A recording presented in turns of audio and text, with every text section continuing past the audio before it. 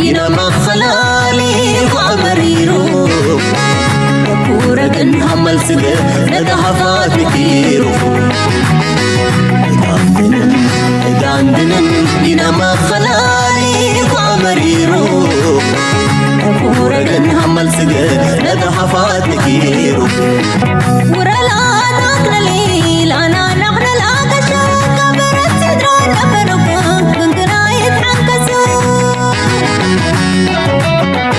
ينا جراتك ينحل بتنقسو وريقير وشرحن أباي كل أنقسقسو أنقسقسو أباي كل أنقسقسو أباي كل أنقسقسو قرار شخري وقداق الوانتراو وتقطو قدام لقب وأباي لقاسرو ينا عقلو تحسيرو ينا عقلو بندقوهم بنقو شخصهم بقبل نخبل نسدرو تقتلت لباع دخلت دانو ينا أرسبت غنين ولا وليد الدرب وانت ليغلب وانت للا بلد برغنين ينا أقول النرمتان لا قشتبلتن ورا مريح قليل كل وجم سنن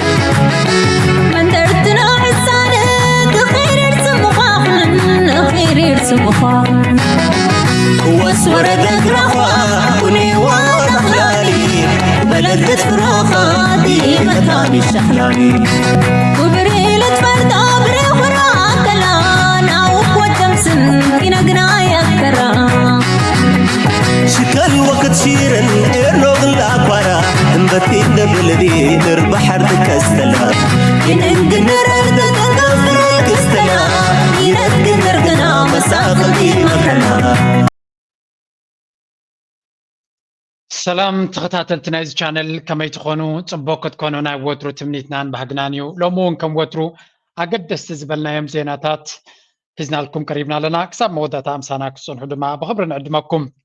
نايلو مارسنا سفه كم وترو امقعد زلوو كم وترو كم دما بعالم جميرنا أبزوبانا أقدس تزخونو من كسغاساتي قبرولو نفس وكفنا دما ككتاتلون كفلتون كستوعللون بفلاي دما كاب ኢትዮጵያውያን ዝመፀ ምኽሪ ክብሎ ይኽእል ከነተግብሮ ዘለና እውን ክንረክብ ፍትኒና ምክንያቱ ናይ ሓፂረ ተሓሳስባ ንኩሉ እውን ክጠቅም ስለ ዘይክል ላይክ ምግባር ሼር ምግባር ኮሜንት ምፅሓፍ ሳብስክራይብ ምግባር ከም ወትሩ ፃውዒትናን ነዚ ስራሕና ድማ ኣገዳሲ ስለ ዝኾነ ሓደራኹም ኣይትሕመቑ ክብለኩም ይደሊ መጀመርያ በዚ ኣገዳሲ ናይ ዓለምና እዩ or UNMI says it was contacted by both sides to the violence to evacuate the government soldiers who had survived fighting in Nasir. It says it further had assurances from both sides in the conflict that it was safe to evacuate the government troops in the area. However, when the two UN helicopters كم نريد زلنا عبد بوب السودان اتي تنشن ويون توتري نار السنة يخيط كم زلون اسران شوعتن وتهدرات نايدوب السودان كم استقتلوني نقرالو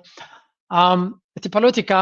ሕንፍሽፍሽ ከም ዘሎ ካብ ነዊሕ ዘይርጉ ፖለቲካ ዝነበረ ሃገርያ ኣብ ሰንኮፍ ዘለያ ቁጠባናታ እውን ኣብ ሰንኮፍ ዘለዩ ምዚ ናይ ኣሜሪካ USAID ሓገዛቱ ተጠም ባለን ደቡብ ሱዳን ከም ድማ ሶማልያ ሓደገኛ ኩነታት ከጋጥም ከም ዝኽእል ጥርጠራ ኣሎ ድሮ ኣብ ሶማልያ እቲ አልሸባብ ዝበሃል ንመቃዲሾ ከኣቱ ከም ዝኽእል የስጋዕ ኣሎ እቲ መንግስቲ ናይ ሶማልያ ድማ ሓገዛት ይደልሎ ካብ ብዙሓት ሃገራት ምናልባት ንኤርትራ ከይዱ ሓግዙ ንክብል ምዃኑን ይጥርጥር ያነ ኤርትራ እንታይ ክትገብር ኣለዋ ምዛ ኣካይዳናቶ ኣብ ዝቐረባ ግን እንታይ ኣብይ ኣሕመድ ከድሕኖ ዝኽእል ተኮይኑ ከድሕኖ ይኽእል ይኸውን እዩ ብግምጣሉ ክንሪኦ ከለና ደቡብ ሱዳን ከምኡ ኣብ ሰንኮፍ እያ ዘላ ስለዚ እቲ ናይ ኣሜሪካ ናይ USAID ሓገዝ ምላይ ነተን ኣብ ሰንኮፍ ዝነበረ ሃገራት ከም ዝብተና ክገብረን እዩ እዚ ድማ በቲ ናተን ፀገም ንሕጎስ ማለት ኣይኮነን ግን ኣብ ነብስኻ ተመርኩስካ ብክልተ እግርኻ ረጊፅካ ወላ እውን እናተሸገርካ ወላ እውን ዕፅረታት ከለካ ኣብ ነብስኻ ተመርኩስካ ምኻድ እቲ ዝበለፀ እዩ ትንኮ ካብ ትፅበየ ካብ ኣምላኽ ጥራይ ተኮይኑ ንዓኻ ዝበለፀ መድረክ ክኸውን ይኽእል እዩ ሕጂ ናብቲ ጎረቤትና በደቡብ ዘሎ ዝገብሮ ዘሎ ፕሮፓጋንዳ ክንሰግር ሚስጥሮች አሉት ከሚስጥሮቹ ውስጥ ኢትዮጵያን ከቀይ ባህር መግፋት አንዱ ነው ኢትዮጵያ ቀይ ባህርን በመታከክ የአፍሪካን ሀብት ዳግም ለማጋበስ እንቅፋት እንዳትሆን ይፈሯታል ትልቅ አገር ሆና ሳለ ለምን ወደ ባልባ ሆና እንደቆየች አሁን ይገባናል ቀይ ባህር ላይ ኢትዮጵያ ከተደላደለች የቀጠናው ተጽዕኖ ፈጣሪ አገር ትሆናለች ይህ ከመሆኑ በፊት የፊጥኝ ጉሮኗቸው ውስጥ እንድትገባላቸው ይታገሏታል ቀይ ባህር እንደ ስሙ የቀይ ሽኩቻ ይበዛበታል أنا زغرمن زيوم هاجر زياتهم بحر انترخيبهم سي نت بحرس نشجر تراي كتقاملو خمس خونه تراينا نفلت بحرسي بسلام كالوت نخنبرولو حيلخا ختنصبارقلو ወይ ውን ካልኦት ጻብን ክትገብር ኣይኮነን بحر ብዙሓት ሃገራት የንዝወንና I think እሳቶም እቲ بحر ስለዘይ ብሎም በቃ بحر ምስሓስ ካንሙሉ ዓለም ሓኒቕካ ትሕዚ ዝመስሎም ሓቆም እዮም ከሃገራት ነዚ ሃገር እዚያ ኣብ بحر ክትቀርብ የብላን ክብልዋ ምክንያቱ ትትመን ሃገር ኣይኮነትን ከም ትሪዎ ዘለኹም every dream ናቶም ከመይ ጌርካ ንተቀይ بحر ክትቋፅሮ ትኽእል ክንደይ ሃገራት ረጊጾም ከ በሶማሊላንድ በሰለስተ መንገዲ በመንገዲ ጅቡቲ ከምኡ ድማ በዓሰብ በኤርትራ ገይሮም ተመጽዮም that's why ኮይም ኢትዮጵያ ኣፍደገ بحر ከይንረክብ ዝኽልክሉና ዘለው ኩሉ እዚ ተሃዲድ ድማ ንሓንቲ ሃገር እዩ ንሓንቲ ሃገር እዮም ዝህድዱ ዘለው ንኤርትራ ወይ ንኻልእ ኣይኮነን ንግብፂ ከመይ ጌሮም ክሓንቅዋ ከም ዝኽእሉ እዮም ዛረቡ ዘለው ግብፂ ድማ ነዚ ኤግዛክትሊ ሶም ዝብልዎ ዘለው ለይትን መዓልትን ንዑ እዮም ዝሓስቡ እዚኦም ሃገር እዚኣቶም ኣይኮነን በኤርትራ which is the most important part ኣይኮነን በኤርትራ ብጅቡትን ክትመጽም በፍጹም አይደሉን እዮም ካብኡ ሓሊፉ ድማ በሶማሊላንድ ገይሮም ውን እንተኾነ ናብቲ ንቀይሕ بحر ገጹ ዝኸይድ በሶማሊያ ገይሮም በመጋዲሾ ኣብ ህንዳዊ ውቅያኖስ ኣፍደገ بحر ተረኺቦም no problem ናብ ቀይሕ بحر ዘኽይድ ኩነታት ግን ኢትዮጵያ ዝበሃል ሃገር ናብኡ ክቐርብ የብሉን ዝብል ዘረባ ናይ ግብፃውያን ወይ ውን ፖሊሲ ናይ ግብፃውያን ካብ ዜሮ ዝተበገሰ ኣይኮነን ምክንያቱ እዚኦም ሃገር እዚኣቶም ዝሓስብዎ ዘበለ ኩሉ ንግብፂ ንምሕናቕ ስለዝኾነ ግብፃውያን ነዚ ኩነታት እዚ ብቐረባ ክርእይዎ ኣይኮኑን እዚ ከምዚ ኢሎም ናይ ፖለቲካ ናይ ባሕሪ ናይ ገለ መናውራናቶም ጥርዚ ይበፅሑ ዘሎ እንታይ ይብሉ ለው ጥራይ በታ ሓደ ክፋል ጥራይ ክንሰምዖም ኢና ኪንውግን ክንከይዳ ይንኽእል ኢና ባህር ስናነሳ ግን የኢትዮጵያኖች የወደፊት ጣፋንታ ጭምር ነው ወደ ኋላም ተመልሰን ካየ ለዛ ነው የስልጣኔ ከዚህ በፊት እኛ ትላለን አይደል ምንድነው ጥንታው ስልጣኔ ባለቤት ነን አይደል ዓለም ላይ ካሉ ጥቂቶች ውስጥ እኮ አንዱ ነን እኮ ምናልባት ቀጥተኛው አይደለም የነበረን ቀይ ባህር አካባቢ ላይ አክሰስ መኖሩን እዛ አካባቢ መኖራችን ለዚህ ስልጣኔዎች ምንም የሚካድ ጉዳይ አይደለም ትልቅ የግብአት እንደነበራቸው ቀይ ባህር በኢትዮጵያ እጅ በነበሩበት ዘመናቶች ስለዚህ እቲ ሕልሚ ናይ ክንደይ ሽሕ ዓመት እንጽዋይ ናይ ታሪክ ዘለዎም ኢትዮጵያ ዝበሃል ክንደይ ሽሕ ታሪክ ሃልይዋ ይፈልጥን ነይሩ ግን again እቲ ጽንጽዋይ ይቕጽል እዩ እዚኣ ንሪያ ፀናሕና ናይ ቀይ ባህር ዝብልዋ ዘለው ቴማ ግን ንብዙሓት ሃገራት ስግኣት ከተፈጥረሎም ስለዝኾነት ሓንቲ ካብዚ ነዚ ስግኣት ንምምካት ዝተገበረ ፖሊሲ እንታይ ኣሎ እንድሕር ኢልና እታ ፖሊሲ ንሳከረየኩም እየ ምክንያቱ ብዙሕ ኢትዮጵያውያን ከውርድዎም ከደይብዎን ዝውዕሉ ዘሎ ነገር ተሎ እዚ ጉዳይ እዚ እቲ ሬድ ሲ ፎረም ዝብል ካብዚ ዝመጽእ معلوه نزعزب كابرحو معلوه نزمت قلبتنيا تلاقي حبيران كمكتا زادليا ينز مسلا بزي مسرت أبو حدات زي جمرة سممع تسوى دحر مركب قبل كلتشان عسبت تجعتن حيلو بسيخو كرتيك حز زي جمرة أبا مودتا أبا كلتشان إسلام بوكلي أبالنتو بمفلا تمسرتا نحبارو ربحان نحبارو سقاتن اتن نحبار يوز حشد بزب المخري المخلط عمد كزاتو يدحر ملكابن زين شو من تاقرات بوكلي نودم تحبار ايح بحري مسرتو حدا تنتاني بوليتيكا نيزو زوبا كمز قلزو ازي حبرات بتون عدليت كبتن سعود عربن زي تمسرتن بر بدليت أبالات هاقراتي تمسرتو زبل حسب كم زي بلو ميمز قلتو حدا أبنت نيزي تريو هني قبت قريفكا أول هاقرات زلون اوانا ويكومنا كم زخوني يزقلت مخناتو زبزح أول هاقرات رئيسان كيلان زغدا زي كوناس لسعود عرب نيمريكا في العدو ليت سلزلواني يبل تتنتاني كوينوكن بزي حجج صوبا وجب سلست هاقرات توقوسين تحالفين أرلوا إسرائيل إثيوبيا إمارات عرب سلام انتاي قدام منستر إثيوبيا بزحلف وانا بتوكلتي بايتو حزب قريبو حطوطات ابز ملسلو حدا دكتور توفيق عبد الله كابز تبهلا أبالت بايتو نزغربلو تخطاطالي حطوطات أيح بحري هنا إثيوبيا أمكو تسفاهم وصاف دك بحريو سعود عرب قبتن كون إيلان كابز حبرتي يقوسنا أبزلو الهموت نحنا كم إثيوبيان انتينا نقبر زلنا ويبن كابلشو منت أبالات اتودبا قديمن قوامي أبالنت إيقاد زلون 4 هاقرات كلوا كمي جيرانين نتن إثيوبيا كابت حبرت كيقل زمرت وسالي تقبلون أكبر دحريز غرب الحطوطات أتي قدام المنستر قم نجار بزحزله مثل 5 قبلي ملسو حنتعوف أبز سبر جان فرقرب أبد علب الأول أبد دلدله نايت جربت أمامنا زي كونسي انت دافت أري أبز عدله تبرلكم فنبر سلزي إثيوبيا وندخنا عايز التراترو لو من قيح بحري كم حطوط أو لا ثاني حد 10 عمتات جن نبرحوا ما وأكلتوا وعزة هي ملكة النيزبل نيجتات ألبك تقربها الخطات كوينا أين نبرني كم تريوا زلهم تي حلمناتهم تي دراماتات نسوم زهانت وزلو كله ንነገር ንምፍሓርዩ እዚ እጂ ውፅኢት ናይቲ ዝገብርዎ ዘሎ ጉዕዞ እውን ተሪኻ ኣብይ ኣሕመድ ለንቀነ ዝገብሮ ዘሎ መናወራ ተሪኻ እውን ካብኡ ፈሊኻ ክረአ ዝኽእል ኣይኮነን ራይ ወብዝ ንኣብነት ሲመረቱ ያየናቸው ድሮኖች ከጥቂት ዓመታት በፊት ለኢትዮጵያውያን ብቻ ሳይሆን ጉዳዩ ላይ የሚመለከታቸው አካላትም ጭምር የሚጠበቁ ጉዳዮች አልነበሩም። ከጥቂት ዓመታት በፊት ከጦር መኮንኖች ትልም መልክ ያስቀመጥናቸው በፈለግነው ልክ ኦፕሬት ማድረጉ በራሱ ፈተና ነበር። ዛሬ ገዝተን ለመታጠቅ የምንፈልገውን አይነት የምንፈልገውን ቅርጽ መግዛት እንዳንችል ሻጮችም ሌሎችም ኣብይ ኣሕመድ ለንቀነ ፉል ናይ ኩናት ፕሮፓጋንዳ እንዲጀሚር ዘሎ ብኡ መንፅር ድማ ሓደ መዓልቲ ናይ ኣሚኒሽንስ ተተኳሲ ናይ ጠያይት ዶሽካታት ዶ መዳፍዓት ዶ ገለመለታት ዶ ጌርና ኢሉ ኣመናውራ ገብር ቀኒ ኣብ ሶሻል ሚድያ ሕጂ ድማ ድሮናት ኣብ ተዓዲ ከነፍሪ ጀሚርና ኣለና ዝብል ጎስጓስ ወይ እውን ቪድዮ ድማ ሰሪሕ ኣሎ እዚ ድሮናት ድማ I think to some extent ትዘረባ ነቲ ኣብ ሶሻል ሚድያ ትዝረብ መልሲ ዝህብ ዘሎ ይውን ዝመስል ኣብ ዝሓለፈ ባዕሎም ኢትዮጵያውያን ዝብልዎ ዝነበሩ ኤርትራ ናይ ድሮን ጃመርስ ስለ ዘለዋ ገለ ዝብል ተዘረባ ይዘውርቀኒ እዩ ብዝኾነ ይኹን ናይ ኢድ ጃመር ክትሓዛዘይ ክላ ድሮናት ምዃነን ሃይ ኣልቲቱድ ስለ ዝኸዳ እዚአን ርሒቐን ኣብ ሰማይ ስለ ዝኸዳ ብምባል ብዙሕ ተሃዲድ እዩ ዝገብር ዘሎ መብዛሕትኡ ነዚ ሓበሬታ ዝሰምዕ ዘሎ ሰብ እንታይ ክስምዖ ይኽእል እዚኦም ሃገር እዚኣቶም ንኤርትራ ዓብ ስጋት ክፈጥሩላ ዝኽእሉ ወይ እውን ኩሉ እቲ ተሃዲድናቶም ንሶማልያ ንክሃርሙ ንኬንያ ንክሃርሙ ንደቡብ ሱዳን ክሃርሙ ንዝኾነት ይኹን ንካልኦት ጎረቤቶም ክሃርሙ ኣይኮነን ክሃርሙ እንተኮይኖም ናብ ኤርትራ ይክጥቀምሉ ወይ እውን ናብ ትግራይ ኣብዚ ክልተ ቦታታት ጥራዮም ክጥቀምሉ ዝኽእሉ ታሪክ ንዑ ስለ ዘንፀባርቕ የግዳስ ሓደ ነገር ክበርሃልና ክኽእል ኣሎ መጀመርያ ኣብይ ኣሕመድ ድሮን ገይሩ ኣይገይሩ ኣይኮነን ትሕቶ ክርዳእኩም ዘሎ መብዛሕትኡ ኤርትራዊ ዘይርድኦ ነገር እንተሎ እቲ ሰራዊት ናይ ኣብይ ኣሕመድ ንዑ ዝመርሑ ዘለዉ ጀነራላት ዝበዝሑ ምሩኻት ናይ ኤርትራ ዝነበሩ እዮም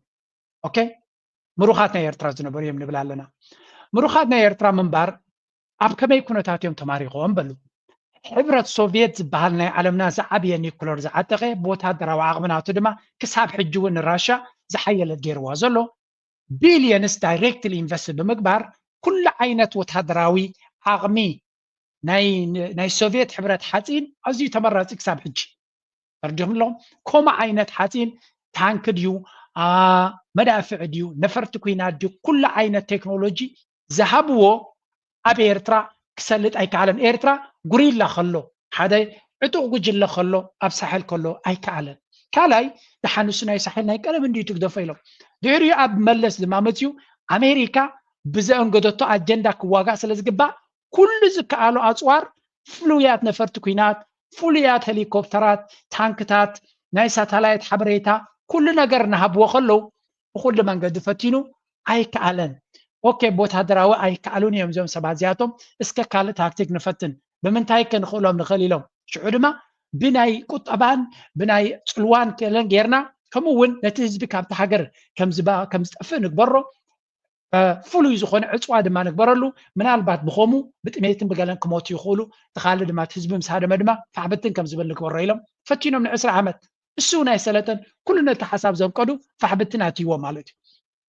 ስለዚ እዞም ሰባት እዚኣቶም ዘይፈተንዎ ናይ ቱርኪ ሚሳይላ ድሮናት ናይ ኣሜሪካ ነፈርቲ ኩናት ናይ ራሻ ነፈርቲ ኩናት ናይ ካልእ ዓለም ነፈርቲ ኩናት ሓጊዞም ዘይተዓወቱ ኣብ ርእሲ ሻዕብያ ኢትዮጵያ ዝሰርሐቶ ድሮናት ይኹን ኢትዮጵያ ዝሰርሐቶ መዳፍዕሲ የኣይ ኣብ ልዕሊ ሻዕብያ ኣብ ልዕሊ ኤርትራ ኣብ ናይ ሎሚ ኣቃውማ ዘላ ኤርትራ ውፅኢት ከምፃሉ ኢሉ ዝሓስብ ምህላው ናይ ብሓቂ ዘገርም እዩ እቲ እንኮ ከምፃልካ ዝኽእል እቲ ውፅኢት ተደሊኻዮ ኣበይ ከምፃሉ ዝኽእል ኣብ ውሽጢ ኢትዮጵያ ዝግበር ዘሎ ኩናት ንዑ ውፅኢት የምፃሉ ይኸውን ምናልባት እየ ዝብለኩም ምናልባት ይስኡ ናይ ቱርክ ድሮናት ሓንቲ ፀብፃብ ወፂኣ ነይራ ለንቀነ ኣጋጣሚ የምፃእ ኾነ ኣለዎ ናይ ቱርክ ድሮናት ኣብቲ ዓውደ ኩናት ዝግበር ዘሎ ምንም ዝኾነ ለውጢ ዝኾነ ይኹን ለውጢ የምፃሉ ከም ዘየለዋ ኣብ ልዕሊ ሲቪል ግን ዓብ ዕንወት የውርዳ ከም ዘለዋ ናይ ሳተላይት ኢሜጅስ ኣሰኒዮም ዘውፅዎ ሓበሬታ ነይሩ ስለዚ እቲ ድሮናት ዝብሎ ዘሎ ናይ ቱርክ ድሮናት ዝሸጠሉ ስለ ዝሰኣነ እምቢ ስለ ዝበልዎ እዩ ባዕሉ ዝሰርሕ ዘሎ ሕማቕ ኣይኮነ ክሰርሕ ይኽእል እዩ ግን ንዑ ኣምፅኡ ንማንም ሃገር ከፈራር ኣይክእልኒ ባይ ዘ ወይ ኣብ ኤክስ እንታይ ኢለ ፖስት ገይረ ነይረ ነዞም ጀነራላት ኤርትራ ንብዙሓት ጀነራላት ናይ ኣብይ ኣሕመድ ድምክሓሎም ዘሎ ሰራዊት ባዕልየዋ ማሪኻ ኣብሊዓ ኣስትያ ምሂራ ናብ ዓዳ ሰዲዳቶም ናብ ዓዶም ሰዲዳቶም ኪዱ ብሰላም ኪዱ ድሕሪ ሕጂ ናይ ሰላም በር ናይ ኩናት መሳርሒ ትኹን ኢላ ሰዲዳቶም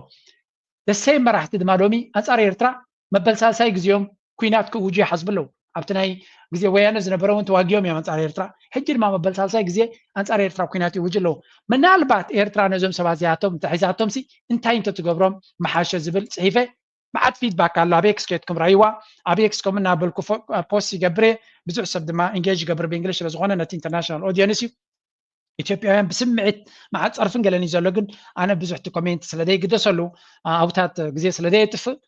ሓበሬታ ግን መጠንቀቕታ ማሓቦም ኣገዳሲ እዩ ምክንያቱ ቻሌንጅ ክንገብሮም ኣለና ሓይሊ ኣለና ድሮን ኣለና መዳፍዕ ኣለና ብላብላ እናበሉ ህዝቢ ክርብሽ ይፍትኑ እዮም ግን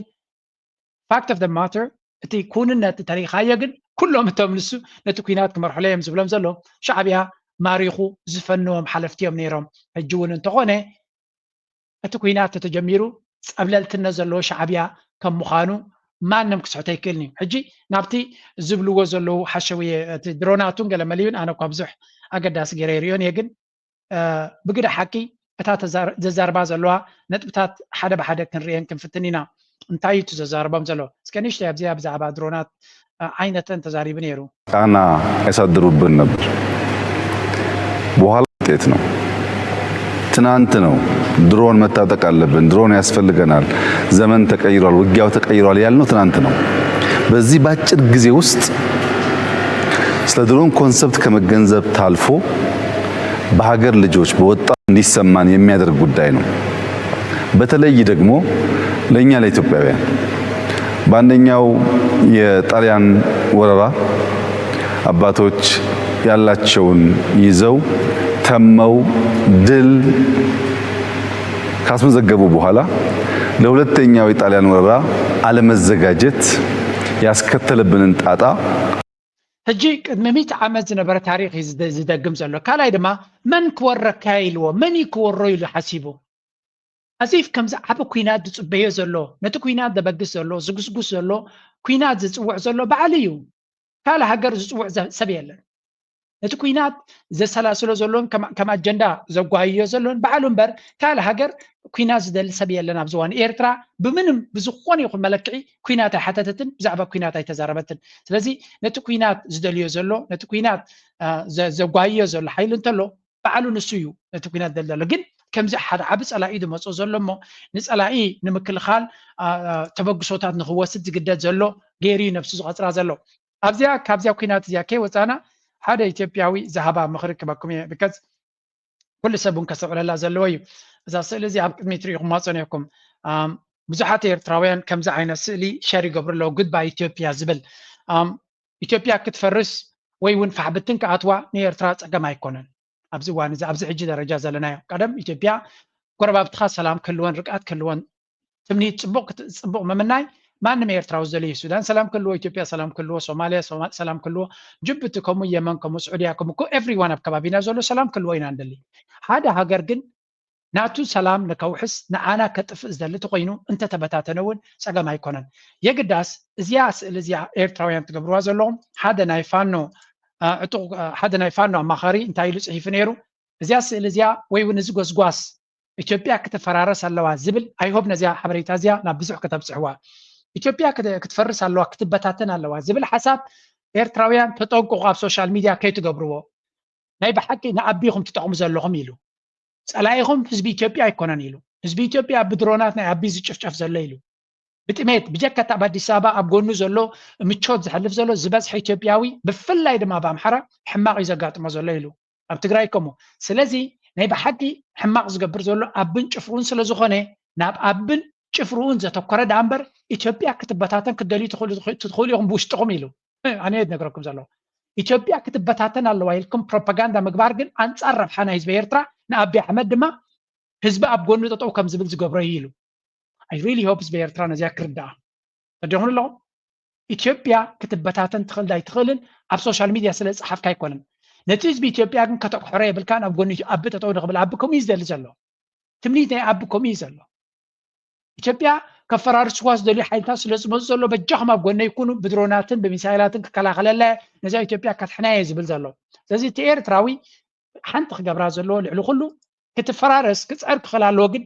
ኣውፂኢኻ ፕሮፓጋንዳ ከምዚ ዓይነት ስእልታት ሼር እናገበርካ ንኤርትራ ዘርባሕ ኣይኮነን ኤርትራ ንፀላኢኻ ከተውሕዶ እዩ ዘለካ ክትዕብዮ የብልካ ሻዕብያ ክልዕሊ ሻዕብያ ነዚ ዝፈልጦ የለን ሻዕብያ እዚ ኩሉ ንወያነ ህዝቢ ትግራይ ይፈልጥን እዩ ዳንዳ ወያነ ጭፍራ ወያነ ጭፍራ ማለሊት ነታ መራሕነት ጥራይ ዝሃርም ነይሩ እዚ ኸ እንታይ ማለት እዩ ፀላኢኻ ከተውሕዶ ክትክል ኣለካ ከተንእሶ ክትክል ኣለካ ህዝቢ ምሉእ ኣብ ጎኑ ከም ዝገብር ኣይትግበር ንሳቶም እኳ ሓያሽ ስለ ዝኾኑ ኤርትራውያን ክጠፍሎም ክብሉና ከለዉ ኤርትራዊ ከም ዝእከብ እዮም ዝገብሩ ዘለዉ ዓሰብ ክንወስድ ኢና ክብሉ ከለዉ ኤርትራዊ ከም ዝእከብ እዮም ዝገብሩ ዘለዉ ፅቡቅ እዮም ዝገብሩልና ዘለዉ ኤርትራዊ ሓድነቱ ንክዕቅብ ድፊት ይፈጥሩሉ ኣለዉ ንሕና ድማ ኢትዮጵያውያን ሓድነት ንክገብሩ ድፊት ክንፈጥረሎም የብልናን ክበታተኑ ባዕሎም ክበታተኑ ስለ ዝኽእሉ እስኻ ነቲ ኣብ ጥራይ ታርጌት ግበር ነቲ ብልፅግና ኣብ ጎኑ ዘሎ ፒፒ እናበልካ ኣቢ እናበልካ ናብኡ ታርጌት ኢትዮጵያውያን ከይተሃርም እናበለ ይመክር ኣሎ ፅብቕቲ ምኽርያ ብዙሓት ኤርትራውያን እውን መንግስቲ ኤርትራ ተኸታተሉ መንግስቲ ኤርትራ ከምኡ ይበለን ግለሰባት ዝብልዎ ግን ማንም ሰብ ዝኾነ ይኹን ሓሳብ ክህልዎ ስለ ዝኽእል ብዛዕባ ምዝራብ ኣየድልን ይብሉ ኣሎ አብይ አሕመድ ብዛዕባ ድሮን ክዛረብ ከሎ ሓንቲ ፅብቕቲ መልሳ ዝተዋሂባቶ ነይራ በጣም ጥሩ እዚህ ላይ እንግባባ የሚያስፈልገው ምንድን ነው ህንፃና መንገድ ኮንስትራክሽን የሌብነት ዋነኛ መሰረት ነው በአንድ ሀገር ውስጥ ኮንስትራክሽንን መቆጣጠር የማይችል ቲም የኢንጂነርስ ቲም በሌለበት አገሪቷ ህዝብ አብዛኛው ህዝብ የሚጠጣ ውሃ የሌለበት አብዛኛው ህዝብ ክሊኒክ ሄዶ መታከም የማይችልበት ህዝብ ሀገር አብዛኛው ህዝብ ባልቴቱም ሽማግሌውም ምንም አይነት አክሰስ የመድኃኒት የሌለበት አዲስ አበባ ላይ ፎቅ መስራት ጀግንነት ነው ሌብነት ነው ኮንስትራክሽን የሌብነት የመጀመሪያ የሌብነት ፕሮጀክት ነው ፕሮፌሰር መሐመድ ሓሰን ፅቡቅ ገይሩ የስምዖ ኣሎ አብይ አሕመድ ጎደናታት ልችመሊህዎ ፅርግያ ሰሪሑ ፓላሶታት ኣብ ኣዲስ ኣበባ ይገብር ኣሎ እዚስ ምዕባለ ዶ ይኮነን ኢሉ ንዝሕተት ሰብ እንታይ ይደሊ መጀመርያ ማይን መግብን ሕክምናን ይደሊ ትምህርቲ እውን ይደሊ አብይ አሕመድ ቤት ትምህርቲ ሰሪሑ ማይ ኣክሰስ ዲጋታት ሰሪሑ ሕክምናታት ነቲ ህዝቢ ገይሩ ዝብል ዜና ሰሚዕካ ይትፈልጥን ኢኻ ብጀካ ፅርግያ ሆቴል በለጭለጭ ልቺ ሙዚየም ገለመለ ብሙሉእ እዚ ዝገብሮ ዘሎ ንአብይ አሕመድ ገንዘብ ከምፃሉ ዝኽእል እዩ ነቲ በለጭለጭ ንኽሰርሕ ዝሕግዞ እዩ ሓቅን ምዝራብ ትክክለኛ ስእሊ ክልወና ፅቡቅ እዩ ንአቢ ነቲ ናቱ ኢሊት ዘርብሖ ነገር እዩ ዝገብር ዘሎ ኩሉ እዚ ናይ ቱሪዝም ኣብ ኣዲስ ኣበባ ሰብ ክመፀ እዩ ዋርድያታት ገይሩ ክሕልዎም እዩ ሙዚየም ከኽዱ እዮም ገንዘብ ክኸፍልዎ እዮም ኤርላይንስ ኣለዎ ክመፁ እዮም ገለመለ ኮንፈረንስ ክገብር ክእል እዩ ኣታዊታት ከምፃሉ እዩ ነታ ኣዲስ ኣበባ ነቲ ሰብ ክርዮ ዝኽእል ቦታታት ጥራይ እዩ ክገብር ዘሊ ቤት ትምህርቲ እንተሃኒፅካ መክሰብ የብሉን ድሕሪ 10 ዓመት ድሕሪ 20 ዓመት ይመክሰብናቱ ወለዶኻ ትቕይር ስለዚ ኣብ ቤት ትምህርትታት ኢንቨስት ምግባር ሪተርን ገንዘብ ስለ ደምፃሉ አብይ አሕመድ ዝገብሮ ኣይኮነን ቀዳምነት ኣይቦኒ ንሓረስቶት ኣብ ገጠር ዘለዎ ዲጋታት ምስራሕ መክሰብ የብሉን ንዑ ንህዝብኻ ንሓዋሩ ንኽቕፅል ትገብሮ ዳ እምበር ሪተርን ዘምፃልካ ኣይኮነን እዚ ነገራት ስለዚ ምርጫ ናይ ክልተ መንግስታት ናይ ኤርትራ ናይ ኢትዮጵያ ነንበይኒ እዩ መንግስቲ ናይ ኤርትራ ቀዳማይ ሃብትናቱ ህዝቢ ኤርትራ ስለ ዝኾነ ናብ ህዝቢ ኤርትራ ተኪሩ ክሰርሕ ዘለዎ እንታይ ዘለ ህዝብኻ ኸ ህዝብኻ ቤት ትምህርቲ ይደሊ ሕክምና ይደሊ ማይ ይደሊ ሕርሻ ኣብ ሕርሻ ዝነብር ህዝቢ እንተለካ ድማ ንሕርሹ ዝሕግዞ ነገራት እዩ ዝደሊ ስለዚ ንህዝብኻ ሰብ ዓሚታዊ ኣብ ገጠር ዝነብር ተኮይኑ እንታይ ክትገብረሉ ዘለካ ሕክምና ዲጋ ማለት ንመነባብሩ ሓሪሱ ዲ ክነብር ጀርዲን ገይሩ ዲ ክነብር ንጥሪቱ ዲ ከስቲ ዲጋ ክትገብረሉ ለካ ኣብ ከባቢኡ ከምኡ ድማ ፅርግያ ክትገብረሉ ለካ ስለዚ እቲ መንግስቲ ኤርትራ ዝገብሮ ዘሎ ነገራት መብዛሕትኡ ንዝበፅሕ ህዝብናት እዩ ብግምጣሉ ኣብ ከተማ ዝነብር ህዝብኻ እንተደሊኻ ድማ ነቲ ውሑድ ህዝብናትካ ፅርግያታት ፓላሶታት በለጭለጭ ትገብረሉ ሽዑ ካብ ገጠር ኩሉ ሰብ ንከተማ እናተሰደደ ይነብር ኣብ ከተማ ድማ ሆምለስነስ ድኽነት ልመና ይበዝሕ ምክንያቱ ነቲ ገጠር ዘሎ ዕድል ስለ ዘይትፈጥረሉ ንከተማ መፅዩ ዕድል ክደሊ እዩ መንፃር ኣብ ኤርትራ ዕድል ተደሊኻ ሎሚ ኣብ ኣስመራ ወይ ኣብ ከረና ኣይኮነን ዘሎ ከባቢ ኣብ ጋሽ ባርካ እዩ ከባቢ ገርሰት ክትከይድ ኣለካ ከባቢ ፋንቆ ክትከይድ ኣለካ ኣለቡ ክትከይድ ክትክል ኣለካ ኣብቲ ከርከበት ክትክል ኣለካ ኣብታት እዩ ዘሎ ትዕድል ሕርሻታት ኣብዩ ዘሎ ስራሕ ኣብዩ ዘሎ ምዕባለ ኣብዩ ዘሎ ቢዝነስ ኣብዩ ዘሎ ስለዚ ካብ ከተማ ሪሕካ ሂወት ክትመርሓሉ ትኽእል ዕድላት ኣለካ እቲ ፖሊሲ ናይ ክልቲአን ሃገራት ኣበይ ከም ዝፈላለ ምፍላጥ የድሊ ኣገዳሲት ሪፖርት ወፂኣ ዘላ ስምዑ ሕጂ እቲ ግጭት እንተተፈጢሩ ኬኖት ዞባን አውሮፓን ሳዕቤን ክህልዎ ይተባሂሎም ኣብ መንጎ ኢትዮጵያን ኤርትራን ዝፍጠር ግጭት ኣብ ዞባ ከቢድ ሳዕቤን ከም ዘስዕብ ሓደ ኣህጉራዊ ትካል ኣጠንቂቖሎም እቲ ትካል እቲ ግጭት እንተተላዒሎም ውሽጣዊ ክልላዊ ኢትዮጵያ ክገድድ እዩ ክብሉ እውን ተሰሚዖም ብዘይካዚ ሃገራት ኣብ ጉዳይ ዶባትን ባሕርን ክዘራረባ ፃውዒት ተቕሪበሎም ክለን ገደል ዝተባሃለ ትካል መጽናዕቲ ሆላንድ ኣብ መንጎ ኢትዮጵያን ኤርትራን ዝካየድ ዘሎ ወጥሪ ብዝምልከት መጠንቀቕታ ኣውፅኦም እቲ ትካል ሕብረት ኣውሮፓ ሕብረት አፍሪካን ዝርከባ ሓይላት ሃገራት ክልቲአን ሃገራት ናብ ግጭት ከይኣቶም ዲፕሎማሲያዊ ጸቕጢ ክገብሩ ጻውዒት ተቕሪቦም ኢትዮጵያን ኤርትራን ኣብ ግጭት እንተኣትየን ከቢድ ክልላዊ ክልዕል ከም ዝኽእል ዝጠቅስ ሕብረት አውሮፓን ሕብረት አፍሪካን ክልቲአን ሃገራት ጸገማትን ብሰላማዊ መንገዲ ንምፍታሕ ኣብ ዲፕሎማሲያዊ ጻዕሪም ክዋፈራ እውን እቲ ትካል ጸዊዖም ክልቲአን ሃገራት እውን እንተቃምቲ ካብ ምሕጋዝ ቁጠባ ተጽቢት ይግበር ዝበለት ትካል ኣብ ጉዳይ ዶባትን ዶብ ባሕርን ዝርርብ ክጅምራ እውን ጻውዒት ተቕሪቦም እቲ ትካል ኣብ ኤርትራ ኣብ ምፋር ወሕልካይ ወተሃደራዊ ወፍሪ ከም ዝተዓወጀ ዝገልጽ ኮይኖም እዚ ድማ ኣብ መንጎተን ሃገራት ግጭት ክለዓል ይኽእል እዩ ዝብል መገመቲ ዘደልድል እዩ ክብል ገሊጽ ሃገራት ኣብ ጉዳይ ዶባትን ብሓፈሻ ከም ንሪኦ ዘለና እቲ ምዕራባዊ ሚድያ ብዛዕባ እዚ ኩናት ብዝተፈላለየ መንገዲ ሴም ታክቲክ ናይ ኩናት ወይ እውን ንኩናት ከም ዝመፅእ ዘሎ ጌርካ ኤርትራን ኢትዮጵያን ክልቲአን ይዳለዋ ከም ዘለዋ ብፍላይ ብወገን ኤርትራ ውፁእ ዝኾነ ሓሶት አንጻር ኤርትራ ፕሮፓጋንዳ በቲ ንቡር ኣከባብ ናቶም ከምዚ ናይ ማዕከል ናይ ሓበሬታ እናምሰልካ ዝግበር ዘሎ እዩ ውሽጣዊ ኩነታት ናቶም ግን ካብ ኣፎም ንስማዕ እዩ ኤርትራና በተለይ ይሄ ፓርቲኩላርሊ በአሰብ ጉዳይ ላይ አሰብን ሴንተር አድርጎ ውጊያ የመቀስቀስ እድሉ በጣም እየሰፋ የመጣ አይመስልም ወይ መሳሪያ ፋብሪካ የማስመረቅ ነገር በዚህ ጋር ይታያል በዛ በኩል ደግሞ ይሄ የጦር መሳሪያ የጫኑ መርከቦች ተያዙ የሚል ነገር ይሰማል በዚህ ጋር ሓደ ኢንተርቪው እዚ ገብሩ አስራት ዝበሃል ፖለቲከኛ ተገይሩ ነይሩ አቢ አህመድ ዝገብሮ ዘሎ አካይዳ ንኩናት ዝዳሎ ዝመስል ከመዩ ንዝብል ስለዚህ ይሄ ስለ ከራስን መቻል ራስን ችለህ ትገኛ ከመሆንም ማለት ከዚህም ያድናል ስለዚህ ይሄ ስለ ታሳቢ አድርጎ የተደረገ ይመስለኛል እንጂ ለዚህ ከአሁኑ ጦርነት ጋር ምንም ተያያዥነት ያለው አይመስለኝም ከዚህ ከሚደረገው ብሓፈሻ እንታይ ዝብል ዘረባ እዩ ዝዛረብ ገብረ ስራት ክእቱ ዝልዮ ዘለና ምንቅስቃሳት ኣብ ኢትዮጵያ ንሓዋሩ ትጥምቶ ኩነታት ኣይምበር ናብ ኩናት ብቐጥታ ክትከይድ ትኽእል እያ ዝብል ካልኩሌሽን ከም ዘይብሉ እዩ ዝነግር ኦኬ ዝተፈላለዩ ርእቶ ክሰምዕ ስለ ዘለኹ ብዙሓት ኪላታት ዝወጥቅዎ ነጥቢ እንተለውን ኣብይ ኣሕመድ ክንምንታይ መናውራ ይገብር ኣሎ ኣንጻር ኤርትራ ክዋጋእ ዘርኢ ርኡይ ምክንያት የብሉን ፕሮፓጋንዳ ጥራይ ከም ዝኾነ እዮም ዝነግሩ አንጻር ትግራይ ግን ክዋጋእ ከም ዝኽእል ዝንገር ዘሎ ነቲ ናይ ደብረፅዮን ሓይሊ ንክሃርም ወታደራዊ ምንቅስቃሳት ክገብር ከም ዝኽእል ኩነታት ይንገር ኣሎ ምናልባት ክልተ ነገር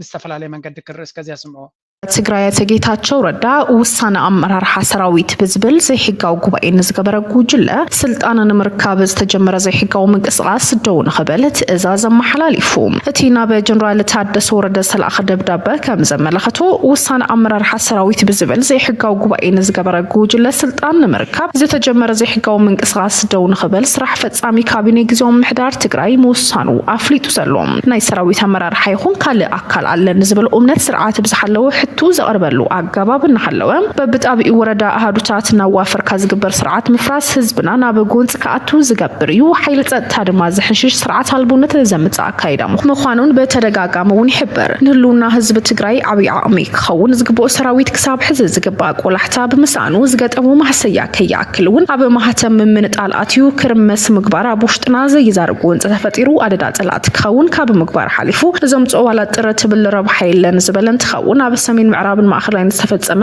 መነወረ ተግባር ከያክል ድማ ኣብ ዞባ ደቡብ ምብራቅ መቕለን ምብራቅን ብመራሕቲ ግንባር ዝምራሕ ዘራጊ ምንቅስቃስ ካብ ጽባሕ ጀሚሩ ንምግባር ምድለዋት ከም ዝተዛዘመ ንምፍላጥ እውን ተኻኢል ኣሎ እዚ ሓደገኛ አካይዳ በህፁ ጸደው ይበል ኣብ ኩሎም ግንባራት ብሓፈሻ ኣብ ግንባራት ደቡብን ሰሜን ምብራቅን ብፍላይ ድማ ካብ ኣፍልጡ መንግስቲ ወፃእ ዝግበር ዝኾነ ይኹን ናይ ሰራዊት ምንቅስቃስ ከይግበር እውን ኣፍሊጡ ዘሎ እዚ ዘይሕጋዊ ምንቅስቃስ ዝበሉ ድማ ከም ዋና ኣዛዚ ላዕለዋይ ሰራዊት ብቁልጡፍ ደው ከብሎ ማለት እውን ጀነራል ታደሰ ሕጂ እንታይ እዩ ዝበሃል ዘሎ ብብዙሓት ሓበሬታታት ወፅእ ከም ዘሎ ጌታቸው ረዳ ምስ ኣብይ ኣሕመድ ተረዳድዩ ናይ ፌደራል መንግስቲ ሰራዊት መፅኡ ክከላኸለሉ ነቲ መቐለ ንምቁፅፃር ገለገለ ክፋላት ድማ ንምቁፅፃር ክሕግዞ ከም ዝደሊ ዘሎን ሰራዊት ናይ ኣቢ ድማ ናይ ፌደራል ማለት እዩ ኣብኡ መፅኡ ክሕግዞ ከም ዝኽእል ዝንገር ዘሎ ጌታቸው ረዳ ፈራዕራዕ ዘብሎ ዘለውን ንሱ እዮም ዝብሉ ዘለዉ እዚ ኩነታት ተመፅኡ ነቲ ናይ ደብረፅዮን ብሎክ ማሕረምቲ ከጋጥሞ ከም ዝኽእል ወይ መጥቃዕቲ ከጋጥሞ ከም ዝኽእል ንሳቶም እንኮላይ ኣብ ጥራይ ኢዶም ወይ እውን ሓንቲ ከይኣመኑ ስቕ ኢሎም ኣንጻር ኣቢ ክዋግኡ ወይ እውን ኣቢ መፅኡ ንክድምስሶም ይፅበይ ከም ዘየለዉ ርዱእ ጌርኩም ወሰድዎ ኣብዚ እዋን እዚ ብወገን ኤርትራ ካብ ኤርትራ ተዘይኮነ ብወገን ግብፂ ብመንገዲ ኤርትራ ገይሩ ወይ መንገዲ ሱዳን ገይሩ ዝመፅእ ሓገዝ ክረኽቡ ከም ዝኽእሉ ተስፋ ስለ ዘለዎም ጥራዮም ከም ዝገብሩ ዘለዉ ስለዚ እቲ ኩነታት ናብ ኤርትራ ዘይኮነ ዝያዳ ኣብ ትግራይ ኩናት ተጋጥም ከም ዝኽእል ዘርኢ ኩነታት ኣሎ ኣብዚ ሓለፈ እውን ሓላፊት ናይቲ ብሎክ ናይቲ ህወሓት ናይ በዓል ደብረፅዮን ዝበለቶ ስምዑ እዚ ስልጣን ንምውራድ ዘኽእለና ሓይሊ እዚ ካብ ስልጣን ንምውራድ ዘኽእለና ምቹው ኩነታት ዝተፈጠረሉ ኩነታት ኣሎ ሕዚ ፍላይ ድማ ሕዚ ንሕና ከም ውድብ ወሲንና ኢና ከም ህዝቢ እውን ወሲኑ እዩ ሕዚ እውን ሰራዊትና ነቲ ናይ ውድብና ይኹን ናይ ህዝብና ዝመሳሰል ውሳነ ወሲኑ ኣሎ ህዝብን ውድብን ሰራዊትን ሓደ ክሳዕ ዝኾንና ማንም ኣይስዕረና ሓይሊ እዚ ካብ ስልጣን መንጀሪኖ ከም ትብሎ ዘላ ነቲ ኩነታት የንብብዎ ዘሎ ስለ ዘለዎ እቲ ናይ ትግራይ ሓይሊ ሓንሳብ እናሓዋሩን ዕላማዎም ክሃርሙ እንተኮይኖም ኣብዚ ዓቢ ተዳኺምሎ ኣብ ዘሎ ኩነታት ትዕድል ተተፈጢሩ ኩናት ይደልዩ ኣለዉ ኣይብልኒ ግን እቲ ዕድል ተተፈጢሩ ፅቡቅ ገይሮም ክሃርምዎ ከም ዝኽእሉ ይሓስብ ኣለዉ ምክንያቱ ናይ ዓቢ ሰራዊት ኣብዚ እዋን እዚ እቲ ቀደም ኩናት ናይ ትግራይ ክካየድ ከሎ ንተጋሩ ዝዓብየ ግንባር ናቶም ዝነበረ ፋኖ ዝበሃል እዩ ፋኖ ሎሚ ኣንጻሮም ክዋግዓሉ ዝኽእል ንኣቢ ከድሕኒ ኢሉ ኣንጻር ምስ ኣቢ ኮይኑ ሲ ኣንጻር ተጋሩ ዝዋግዓሉ ምክንያት የለን ካልእ እቲ ዝሓየለ ሓይሊ ናይ ኤርትራ የለን እሱ ድማ ስለዚ ኣብዪ ኣሕመድ ምዝ ኩሉ ሓገዛት ከለውን ሰርቫይቭ ክገብር ዘይካልእ ምናልባት ሕጂ ወታደራት ኣሰልጢኑሎ ገለገለገለ ኣፅዋር ገዚኡለ ክትብል ትኽእል ኢኻ ካብቲ ናይ ሽዑ ንላዕሊ ግን ክህልዎ ኣይክእልኒ ነቲ ናይ ትግራይ ሓይሊ ድማ እዚ ኩነታት እዚ ዕድል ፈጢሩሎም ከም ዘሎ እቲ ዝደልይዎ ዕላማታት ንክሃርሙ ዕድል ክኸፍተሎም ከም ዝኽእል ፍሉጥ እዩ ስለዚ ኣብ ትግራይ ኩናት ክህሉ ከጋጥም ተኽእሎ ዘሎ እምበር ናብ ኤርትራ ገፁ ተኽእሎ ዘሎ ፀቢብ እዩ ኣብዚ እውን ካልእ ሓበሬታ ናይ ማእስ ምዃኑ ግን ኣይፈልጥኩን ስምዖ እስኪ ቢት ኩናት ኣይረኣኹን ግን ኣብ ዝቐረባ ግዜ ግን ከምዚ ጨርባሕ ዝኾነ ኩናት ማለት ንመንግስቲ ኤርትራ ደየስግእ ግን ብመገዲ ብወገን ትግራይ ንእሽተይ ጨርባሕ ባሕ ዝብል ናይ ተኽሲን ምልውዋጥን ኩናትን ንሪኦ ኣለኹ ግን ከቢድ ኣይኮነን ንመንግስቲ ኤርትራ ደስግእ ኣይኮነን ወይ ንህዝብና ደስግእ ኣይኮነን ግን ንእሽተይ ጠርባሽ ዝኾነ ኩናት ክውልዕ እዮም ኣብቲ ዝረኣኽቦ ብዙሕ ሰብ ዝጉዳእ ኣይረኣኹን ነቲ መንግስቲ እውን ዝስግእ ነገር ኣይነበረን መንግስቲ ኤርትራ ማለት እዩ ግን እዚኣ ክትከውን እያ نقتل اسكي تي نريو زلنا بزح زربان دي زلو ابزخا نقتل بلتيوم زبلو زلو اسمو مالت ناي طفات من قديو ابزا نسا معي يسياس بجاكا نطفات نلمع زهون ما راح يكون يسياس زاتو بجاكا كوينات هوكات عقرقر كال زخون يكون ربح خلو يكن ناي سياسن حوحاتن زمدنا نهزب تقراي كربو حيكل نهزب اترا خربو حيكلني اجي اذا بحال زلو عند حرا بايتا الله خوينو دعم حدغنينتو اني نخل مالتي نهزب تقراي حدغنياي نهزب اترا حدغنياي نهزب ايثيوبيا حدغنياي اذا زبلو زلو جين منالباش وان عند حرا بايتا زي الله خوين خاني مغنياتو كون خيلي مغنياتو حجي عند حرا ابي احمد يكون ابي ايثيوبيا زلو منغسي نهزبي ናይ ፖለቲካ ኣማውታ ከመይ ከም ዝመስል ኣብ መፅሓፍ ኣንቢብኩም ተነይርኩም ብተግባር ንሪኦ ዘለና እዚ እዩ ሰራዊት ናይ ኤርትራ ንህዝቢ ትግራይ ከጥፎ ይኽእል እዩ ኢሎም ዝፍክሩ ዝነበሩ ሎሚ ሻዕብያን ህወሓትን ክረዳድኡ ምስ ጀመሩ ንህዝቢ ትግራይ ሓደጋ ክኸውን ዝኽእል ሃው ሰራዊት ናይ ኤርትራ ኣንጻር ትግራይ ንኽዋጋእ ኣብ መንጎ ኤርትራን ኢትዮጵያን ዘሎ ፅልኢ ክንሰብር ኢና ኣብ መንጎ ትግራይን ኤርትራን ዘሎ ፅልኢ ክንሰብር ኢና ኢሉ ዝጉዝጉዝ ዝነበረ ኦኬ ትግራይን ኤርትራን ይዕረቑ ኣለዉ ቶም ክልተ ፖለቲካዊ መራሕቲ ነቲ ህዝቢ ዝመርሕዎ ዘለዉ ይዕረቑ ኣለዉ ዌር ኢዝ ዮር ፕሮብለም ሻዕብያ ከመይ ገይሩ ንተጋርኩ ገጦም ዝኽእል እንድሕር ተዓሪቑ ደ ፕሮብለም ናይ እዚኦም ሰባት እዚኣቶም እታ ፖለቲካ ኣብ ልዕሊ ብህወሓት ተሓንጊሮም ኣዲስ ኣበባ ከኣትዉ እዮም ዝሓስቡ ነይሮም መይታ ድማ እታ ጉዳይት እያ ከም ዝሞተት መን ይነግሮም ኣለ መሲልኩም ኤርትራውያን ኣይኮኑን ዝነግርዎም ዘለዉ ኣብ ዝስምዑ ዝብልዎም ዘለዉ ከዓኒ ስዊ ሓደ ብርጌድ ንሓመዱ ዝበሃል ከዓኒ ስዊ ሓደ እንታይም ዝሓስቡ ዘለዉ ኣምሓር ምዃኖም ኣይፈለጡን ምሰም ሓደ ኮይንካስ ንኢሳያስ ኣውሪካስ ካብኡ ሃገር ክትውንን መንግስቲ ክኽወን ምስ መን ኢኻ ተፀጊዕኻ ዘለኻ مستخدم مسلمين كوين كاس حجر كذكر إرتران نساتهم أطفي أمس تلمي ونبرجع حمود زوجه هذا مرض إرتراوي كقلقلهم زخلوا إرتراوي كدمتي وسيلهم بسري أنا كفى بيلهم إرتران أثناء يوله قال لك قال له خينيو عبيس إيتو وديو تانكو وديو معك وتادر رشينس دحر إرتران أطاو تسكت برهان زبال الله دهاي من أسيز زبال يكتاغر لي أنا برنكورنا يزقطهم دونكور حوحتن تقريبا حد مستعر كان كوين يسرح مستعر كان كوين يسرح إرتراو إنه برهان زبال دائما أفيده جزء من أسيز زبال بكا هذي أسرع أبي حمد يوصل يوم هذه بكا نشعبيات راح يو خورقة كاو من قصة كركبنا هنا إيد كي تتكسروا تقبلوا على لكم تقبلوا من ناريمه كم إذا أمثل دم قرين كم إذا ذا حجر إترا تبالس بخمي عينة واقع خمس بيتر إترا وخيرس زي كده دم قرين أتزعبي ودكت نايزي تقاوم دوغلو دبحال دنبره ناي تግራይ ፖለቲካዊ ኤሊት ክድግፈዩ ዝኹሉ ጽዒሩ ማዓት ገንዘባት ፊ ማለት እዩ ትግራይ ትዕወትና በላብ ጎደና ኸይዱ ይእውዩ እተነ ፖለቲካ ናይ ትግራይ ግን ምስ ረብሑ ዝኸይድ ፖለቲካ እዩ ፖለቲካ ናይ ትግራይ ድማ ካብዚ ኣብ ደገ ዘሎ ተቃውሞ ዝበሃል ዝረብሖ ወላ ሓንቲ የለን ስለዚ ምስ ዘርብሖም ከዋፅኦም ዝኽእል እዮም ክውግኑ ዝኽእሉ ስለዚ እቲ ሓደ ክፋል ምስ አብይ አሕመድ ጌታቸው ረዳ ምስ አብይ አሕመድ ኮይኑ ስልጣን ከደላድል ይፍትናሎ እቲ ካልኣይ ድማ ከምታ ዝበላነ ትግራይ ዝቃለስ ዝሕር ኮይነ ረብሓይ ትግራይ ከውሕሱ ኮይነ ካል ሓይሊ ሓገዝ የድልየኒ ለይሉ ናብ ሻዕብያ ከይዱ ኣሎ ቅድሚ መጀመርዮም እውን ኣይኮነን ስለዚ ንሪዮ ዘለና ምዕባለታት ፈፂንካ ካብ ፖለቲካዊ ፀወታ ዝተቐልዐ ውድብ ኢና ንርኢ ዘለና ሓቆም እዮም ግን መላገፅ ስለ ዝኾኑ ኣብዚ እዚኦ በዓል ንምንታይ ዓይነት ፀውዒት ናይ ቁጠባ ዝገብሩ ዘለኹ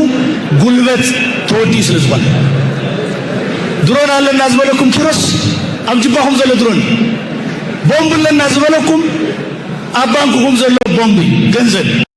ቤላ ጌርካ ብልዓዮም ከምኡ ድሮናት ኣብ ጅባኹም እዩ ዘሎ ኣብ ጅባኻ ኸ የለን ድዩ ግርም ባብ ናይ ናፃ ነፋሪት መፂኻ ኣብ ሆቴልና ደቀስካ ተመሊስካ ድማ ቦምቦ ኣብ ጅባኹም ዘሎ ነበልካ እዋይ ምዝመዛይ ዓይንኻ ትወፅእ ቅድሚት ምምፃእ ርእስኻ ክፈት ቅድሚት ምምፃእ ህይወትካ ትሓልፍ ኣብ ቅድሚት ምምፃእ ኣብ ዳስ ንኽድካ ከም ከልቢ ውራይ በቃ ዳስ ጌርና ጌርና ኣይኮነን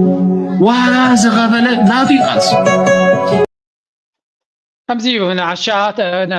ኣያሹ ረኺቦም ቤላ ገይሮም ይፃወቱሎም ኣለዉ በዓል ንሶም ስድሮምን ናብሮምን ፍራንኩሎ ኮይኖም ይኣልዩ ኣብ ሶሻል ሚድያ ይዛረቡ ኣታዊታት ይገብሩ ክንደይ ሰብ ግን ሂወታ ሲናቶም ኩሎም ኣብ ልዕልዩ ዘለዉ በዓል እዚ ብዝጎስጎስዎ ኩናት ዕግርግር ዝሞቱን ዝተጎዱን እዮም በዓል ንሱ ምቾት ኣለዉ ወየንዖም ዝሰምዕ ዘሎ ግን ግዳይ ይኸውን ኣሎ እዚ ገዲፍና ድሓን ኣብቲ ናይ ጉዳይና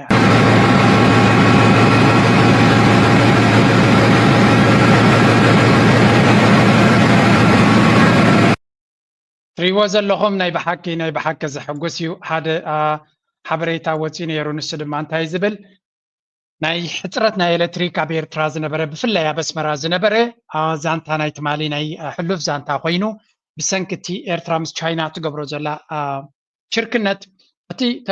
ናይ ጀነሬተራት ፀገም ብሰንኪ እገዳ ክግዛእ ዘይተኻለን ክትካእ ዘይከኣለን ናይ ስፔር ፓርት ዝነበረ ፀገም ብምሉ ምስ ቻይና ብዝግበር ዘሎ ስትራቴጂክ ፓርትነርሽፕ ምስ ቻይና ብዝግበር ዘሎ ኩሉ ተቐይሩ ሎሚ 24 ሰዓት 7 መዓልቲ ኣብ መዓልቲ 7 መዓልቲ ኣብ ሶምን ኤሌክትሪክ ኣብ ከተማታት ናይ ኤርትራ ብፍላይ ኣብ ኣስመራ ንገዛ ንቢዝነስስ ንኻልኦትን ከብርህ ከም ዝጀመረ ከም ዓበብ ስራት ጌርኩም ወሰድዎ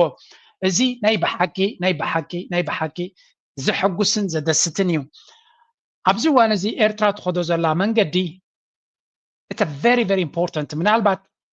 ኩሉ ተሳኢሉ ስለ ዘይወፅእ ዘሎ ነቲ ምዕባለ ድማ ሓደ ብሓደ ይግለፀልና ስለ ዘየሎ ብዙሕ ነገር ይሓልፈና ከም ዘሎ ምግንዛብ የድሊ እንተኾነ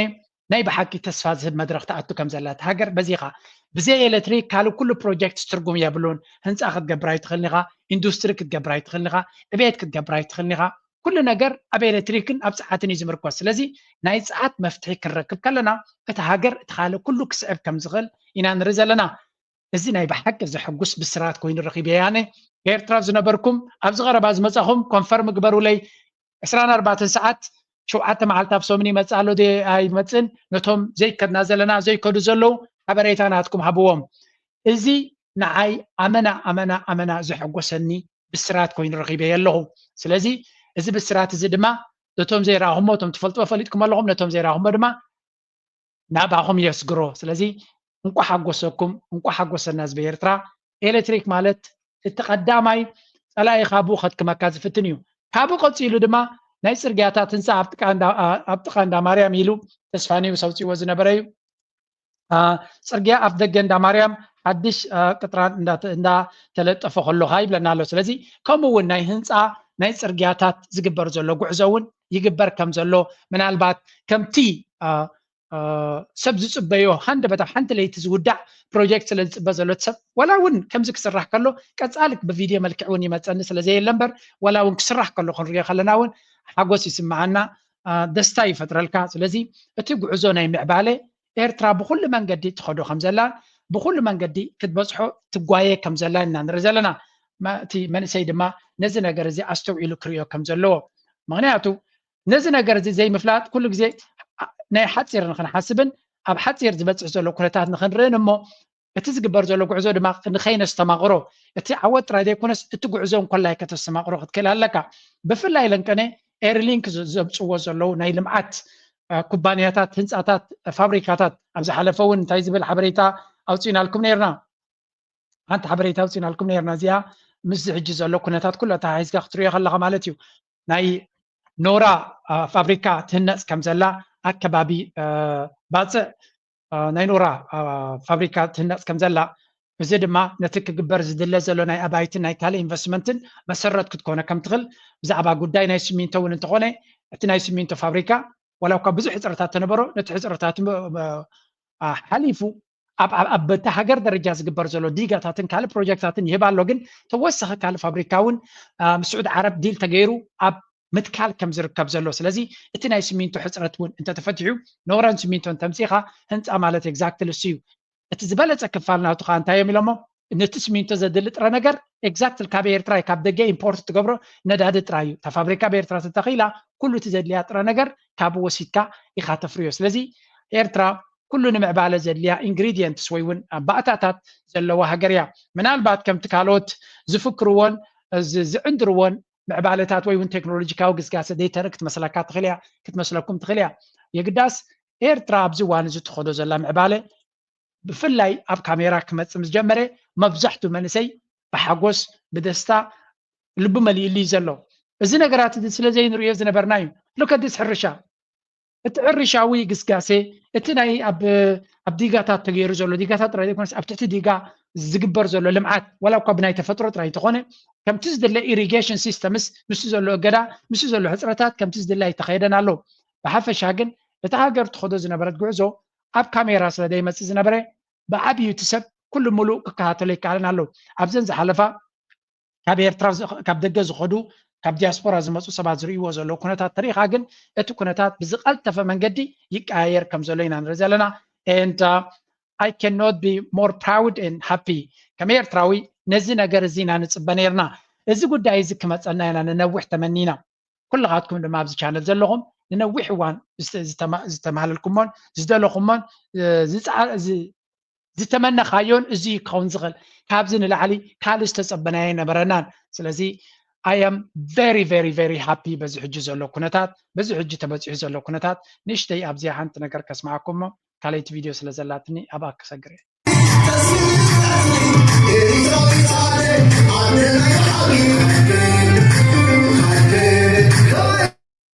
እዚ ድማ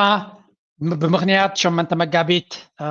ኤርትራውያን ኣዴታትን ኣሓትናን ኣዴታትናን ደቅናን ኣብ ስቶክሆልም ስዊድን ዝገበርዎ ፍሉይ በዓል እዩ እንቋዕ ኣብ ዝብቅዓክን ኤርትራዊት ኣደ ኤርትራዊት ጓል ኣንስተይቲ ልዕሊ ማንም ክብሪ ይግባኣ ኣነ ኩሉ ግዜ ብዛዕባ ደቂ ኣንስትዮ ክዛረብ ከለኹ ካብ ኣመና ፅቡቕ ናይ ኤርትራ ስለ ዝደሊ ዳ እምበር ኣብ ልዕሊ ኤርትራውያን ኣብ ልዕሊ ኤርትራውያን ደቂ ኣንስትዮ ይኹና ኣሓተይ ኣለዋኒ ሰበይቲ ኣላትኒ ደቅና ኣለዋና ስለዚ ኩሉ ነገር ደቂ ኣንስትዮ ናይ ኤርትራ ፅቡቕ ንክረኽባ ከም ሕብረተሰብ ድማ ክንባዛሕን ክንዓብን እየ ዝደላኒ that's why ድማ ቁሩብትለይ ኣብ ደቂ ኣንስትዮ ክዛረብ ከለኹ ከምቲ ተፈጥራዊ ኣገባብ ክንከይድ ኣነ ብዙሕ ግዜ እውን ሰሚዕኩም ኣለኹም ህዝቢ ኤርትራ ክባዛሕ ብፍላይ ኣብ ኤርትራ ክባዛሕ ኣብ ደገ እውን ፅቡቕ እንድዩ ግን ኣብ ኤርትራ ክባዛሕ هذا 10 مليون كنبصح هي دليتناتي 10 مليون أيكون 10 مليون كنبصح يدليتي هاجرنا دما تأخلنا فرقانيا سلازي حزب إرترا 10 جزء ما فكرنا كالوت خونا يدليوني كبازحن كربحن سلازليه نذكر خلو خدمة دستا تسمعني نزب على جزء أنقذكم أنكو عملا حجزكم مستزولو معبالي زخول ما نسيد ما زخول سبد ما ناب حاجرو خيدو نابتنا يلمعات بعاق مكساتف أسرع همشن دما كم تستمننا زبالة أتنا معبالة عمد كتكوننا تسفان قبرنا بالكو نايلو مارس تابز خودي بليز لايك قبرو سبورت قبرو دقفكم هاي توحدنا بالكو مزياد درفقت فكم لحنكم